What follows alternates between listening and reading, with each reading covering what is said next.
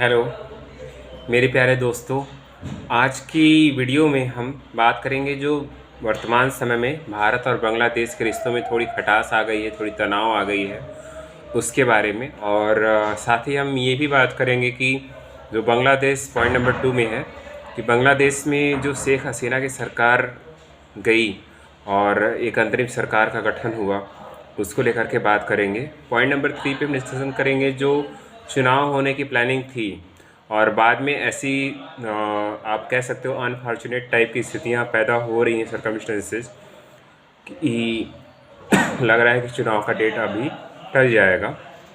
और point number 4 में जो इंस्टेंसेस हुए हैं उसमें खास करके जिस वहाँ के एक युवक को मारा गया है और एक दूसरे यानी कि एक तो मुस्लिम युवक को मारा गया है, वो गलत हुआ, और एक हिंदू युवक को मारा गया, वो भी गलत हुआ। तो इस पर भी हम थोड़ा चर्चा करेंगे। और पॉइंट नंबर 5 जो कि सबसे इम्पोर्टेंट आप कह सकते हो कि शेख हसीना जी जो वहाँ की पहले प्रधानमंत्री रह चुकी हैं, उनके प्रत्यर्पण के बारे में जो बांग्लादेश बराबर जोर दे रहा है कि नहीं ये होना चाहिए, उस पर बात करेंगे। पॉइंट नंबर 6 पे भी थोड़ा बात करेंगे कि जो भारतीय दूतावास पे हमले किए जा रहे हैं, उनका विरोध प्रदर्शन किया जा रहा है और उसको घेराव किया जा रहा है, उससे भी हम बात करेंगे। तो पहले आते हैं सबसे पहले कि वहाँ की सरकार अस्थिर हुई कैसे। देखिए दोस्तों, किसी भी देश में जो अस्थिरता आती है सरकार की या पॉलिटिकल एक अनिश्चितता आती है, पॉलिटिकली कोई अनस्टेबिलिटी आती है, उसकी कुछ मेन कॉजेज होते हैं। जैसे अगर जो वहाँ के युवा हैं उनको ठीक से रोज़गार नहीं मिल रहा है, या देश का कोई लीडर है कुछ ऐसा गलत कर रहा है जो वहाँ के संविधान, वहाँ के रूल्स, वहाँ के नियम कानून वो सबको तोड़ मरोड़ करके कुछ गलत करना चाह रहा है ना, या तो कुछ ऐसा कर रहा है जैसे वहाँ के धर्म, जाति, संप्रदाय, ये सबको भेदभाव हो रहा है ना। तो ये सारी चीज़ों की वजह से होता है। और वहाँ पे जो हुआ था शेख हसीना जी के साथ, तो उस टाइम पे यूनिवर्सिटीज़ की कई सारे यूनिवर्सिटीज़ में ऐसा जो कि मैंने न्यूज़पेपर के एडिटोरियल्स में पढ़ा, बता भी देता हूँ। जो कुछ तो दैनिक जागरण में, कुछ इंडियन एक्सप्रेस में मैंने पढ़ा, हिंदुस्तान टाइम्स में पढ़ा। तो एडिटोरियल्स में ज़्यादातर एडिटर्स का कहना है कि पाकिस्तान से और यूएस से यानी अमेरिका से जो बहुत सारे वहाँ के खुफिया एजेंट थे और कुछ जो वहाँ के विचारधारा फैलाने वाले लोग हैं, उन लोगों ने कोशिश करी कि कैसे भी करके बांग्लादेश की सरकार को अस्थिर किया जाए और इसका फ़ायदा अपने हित में उठाया जाए। इसके पहले जब से शेख हसीना थी तब से हमारे देश भारत के साथ बहुत अच्छे रिश्ते चल रहे थे। लेकिन इस टाइम पे ऐसा हुआ है कि जब सारे युवक धरना करने लगे, विरोध प्रदर्शन करने लगे सड़कों पर, अलग अलग शहरों में, तब जाकर के वो सरकार गिरा दी गई और पॉलिटिकली ये चुनौती बन गई। शेख हसीना के पार्टी के भी कुछ लोग थोड़ा सा उनका साथ देना कम कर दिए, तो एक अंतरिम सरकार का गठन हुआ। तो अब जिसके नेतृत्व में सरकार का गठन हुआ है, उनका ये कहना है, वो जो एक पर्सन है वो भी काफ़ी सम्मानित पर्सन है, वो भी विरोधी पार्टी के, दूसरी पार्टी के नेता हैं। उनका कहना है कि शेख हसीना जी को जल्द से जल्द लाया जाए, क्योंकि पॉइंट नंबर 2 का ये है, क्योंकि वहाँ की जो सुप्रीम कोर्ट है बांग्लादेश की, बांग्लादेश सुप्रीम कोर्ट ने पाया कि मॉब लिंचिंग टाइप से, यानी मॉब का मतलब आप समझ सकते हो कि भीड़ को उकसा करके वहाँ पे शेख हसीना जी ने कुछ कार्रवाई करवाई है, जिससे कि इनको कोई अहित ना हो और इनकी जो भी विचारधारा है वो वहाँ पे फैले और जो ये करना चाहती हैं वो करें और वैसा कुछ हो। ठीक है, तो वहाँ की सुप्रीम कोर्ट ने फाइनली ये डिसाइड किया कि शेख हसीना जी को सजाए उम्र कैद या मौत। तो उन्होंने तो सीधे सीधे फांसी की बात बोल दी। तो अब यहाँ से भारत से प्रत्यर्पण करने की बात चल रही है, यानी कि एक देश दूसरे देश को, जो भी वहाँ का नागरिक आया हो, जो भी वहाँ का पर्सन आया हो, उसको जब देता है तो उसे प्रत्यर्पण कहते हैं। ये छोटे से पॉइंट में आप समझ लीजिए। तो भारत और बांग्लादेश की जो प्रत्यर्पण वाली संधि हुई थी, एक कानून पारित हुआ था, एक आपस में समझौता हुआ था एक, तो उसमें ये था कि कोई भी पर्सन जो होगा आतंकवादी गतिविधि में लिप्त होगा, नक्सली गतिविधि में लिप्त होगा या कुछ गलत कर रहा होगा जो कि दूसरे देश के या अपने देश के कानून को तोड़ करके ऐसा कुछ कर रहा होगा, तो उसे हम जल्द से जल्द प्रत्यर्पित करेंगे बिना ज़्यादा देरी लगाए हुए, ज़्यादा कागजी कार्रवाई में लेट लतीफ़ी करते हुए। तो बहुत सारे हज़ारों लोगों को किया गया ऐसा। बट अब भारत के सामने ये संकट की स्थिति आ गई है कि अभी जो है ये शेख हसीना जी प्राइम मिनिस्टर हैं, ये कोई नॉर्मल पर्सन तो है नहीं कि यूं ही हम कर दें। और दूसरी बात आती है कि उसमें जो पॉइंट नंबर 2 था, क्लास नंबर 2 जो प्रत्यर्पण करने में, एक तो था कि नॉर्मली हम कर देंगे तुरंत, और दूसरा ये था कि अगर उस देश को लग रहा है, यानी बांग्लादेश को या भारत को लग रहा है कि जिसका ये प्रत्यर्पण करने को ये कह रहा है सामने वाला देश, यानी कि इस टाइम पे हम बांग्लादेश को मान लेते हैं कि कर रहे हैं, तो क्या वो सही बात कह रहे हैं? शेख हसीना जी यहाँ पे आकर रह रही हैं, तो बांग्लादेश की जो सरकार है वो एक केस यहाँ के सुप्रीम कोर्ट में या हाई कोर्ट में दायर कर सकती है, और केस दायर करने के बाद वो केस जीत जाती है कि हाँ शेख हसीना जी की गलती है और वो अनलॉफुल एक्टिविटीज़ में शामिल हैं, ऐसा कुछ है, उनका प्रत्यर्पण यहाँ से किया जाना ज़रूरी है। जैसा कि आप समझ सकते हो नीरव मोदी के केस से या और भी कुछ केस से जो उन्होंने फ्रॉड किया था, तो उनका प्रत्यर्पण किया जा रहा है। बट ये कागजी कार्रवाइयाँ इतनी आसान नहीं होती, वो पर्सन जो हैं वो लोग जा कर के वहाँ का नागरिकता ले चुके हैं, तो इतना आसानी से प्रत्यर्पण नहीं होता। तो इसलिए मैडम के प्रत्यर्पण के लिए भारत के पास एक प्लस पॉइंट है कि आप जो है हमारे यहाँ केस करिए, जुडिशली आप केस जीत जाइए, उसके बाद आप यहाँ से ले जा सकते हो। तो इसका यूएस और ख़ास करके पाकिस्तान बहुत फ़ायदा उठा रहे हैं। पॉइंट नंबर 3, जो बहुत सारे विरोधी पार्टियां हैं, विरोधी पार्टियों को ये कहने का मौका मिल गया है कि बीजेपी की जो विरोधी पार्टियां हैं उनको कहने का ये मौका मिल गया है कि आप जो फॉरेन पॉलिसी है वो सही से मैनेज नहीं कर पा रहे हो, आपसे ठीक से नहीं हो रहा है। तो दोस्तों ये बात हमें ध्यान देना होगा कि जैसे एक 1990 से लेकर के 2000 का दौर था, बहुत सारे बच्चे जो अभी हाई स्कूल, इंटर में हैं, ग्रेजुएशन, पोस्ट ग्रेजुएशन में हैं, उन लोग को ये बात पता भी नहीं होगी कि उस दौरान सरकारें बहुत बार पलटी थी और गुजराल का सिद्धांत एक हमारी विदेश नीति में फॉलो किया जाता है। गुजराल जी जो कि प्राइम मिनिस्टर रहे, तो उसमें ये था कि पड़ोसी प्रथम, तो भारत के जितने भी पड़ोसी हैं उसको हम सबसे ज़्यादा प्राथमिकता देंगे, क्योंकि हमारे घर के अगल बगल जो रहने वाले लोग होते हैं, चाहे हम दिल्ली, मुंबई, चेन्नई, कोलकाता में रहें, चाहे बनारस में रहें, चाहे हम अपने गांव में रहें, तो वो सबसे ज़्यादा इम्पोर्टेंट है कि हमारे नेबरहुड में रहने वाले जो नेबरहुड कंट्रीज़ हैं वो सबसे ज़्यादा उनको हम देने की प्राथमिकता। तो वो सरकार ने कोशिश करी है, पहले भी करी है, आज भी करी कि उनके साथ हमारे रिश्ते सामान्य रहें।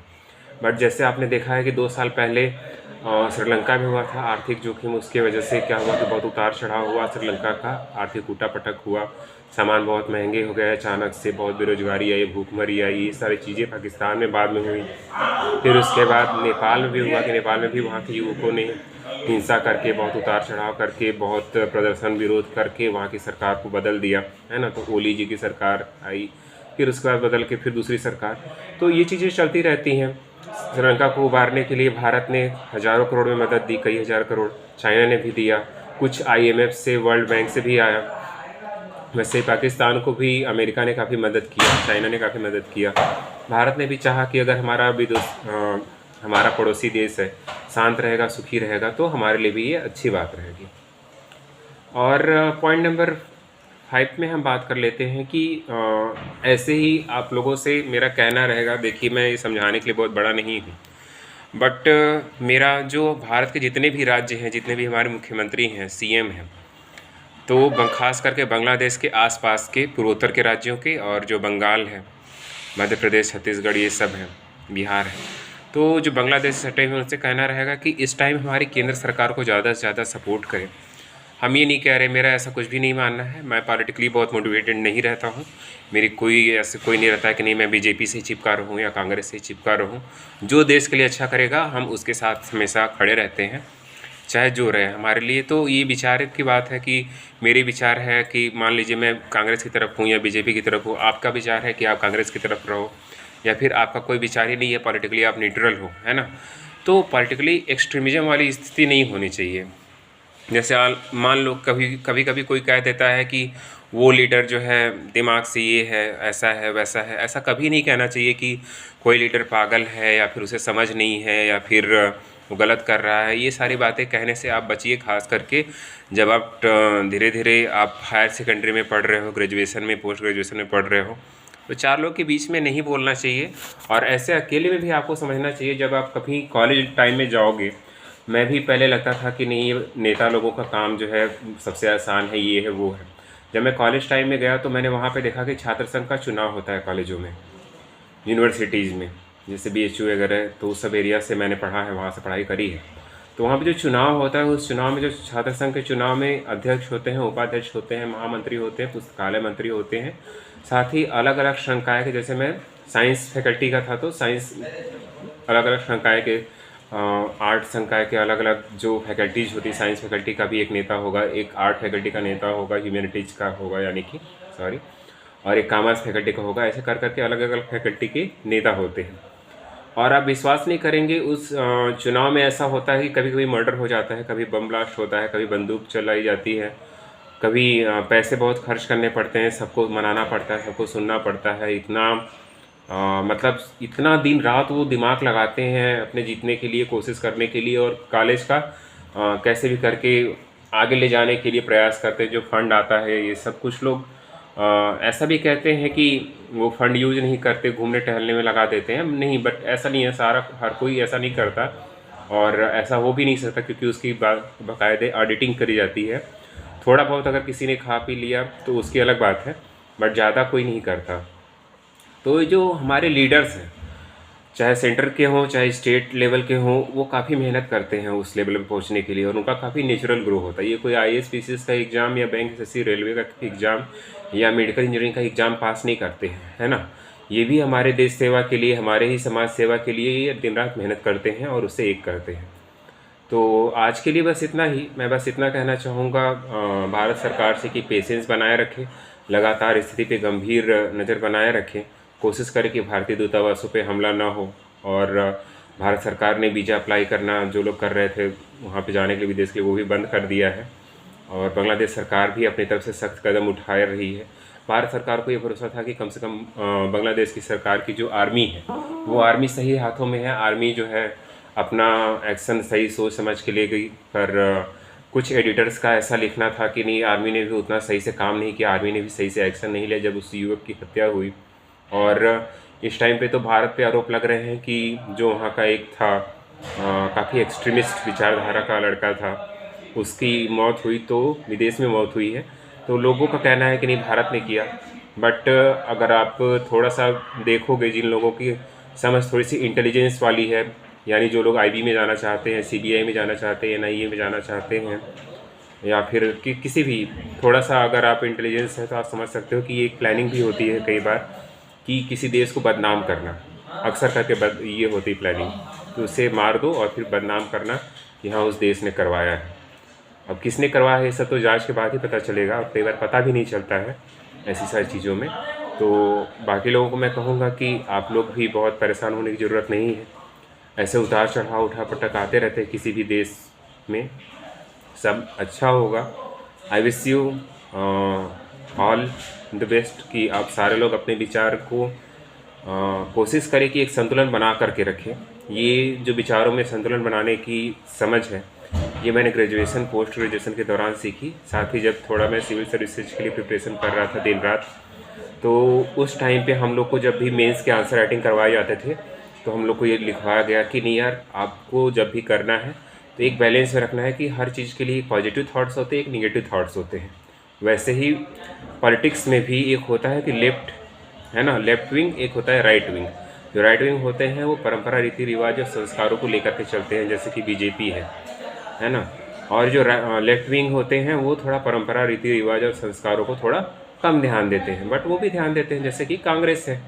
तो ये लोग एक्सट्रीमिस्ट नहीं है। एक्सट्रीमिस्ट कौन है, जैसे जो एकदम लेफ्ट विंग की वामपंथी पार्टी विचारधारा है जो केरला में है, वो लोग एक्सट्रीम पे रहते हैं, ठीक है। वैसे ही जो शिवसेना है, ये सब है, ये लोग भी एक्सट्रीम पे रहते हैं। तो मैं तो बच्चों का मेरा मतलब है कि मैं हाई स्कूल इंटर वालों को भी कह देता हूँ बच्चा, और जो ग्रेजुएशन पोस्ट ग्रेजुएशन वाले वो तो आई थिंक मेच्योर हो चुके हैं, धीरे धीरे एडल्टहुड में आ चुके हैं। तो मैं कहूँगा कि एक्सट्रीम विचारधारा से आप बचिए और इस बातों को समझिए, अपने जहन में उतारिए।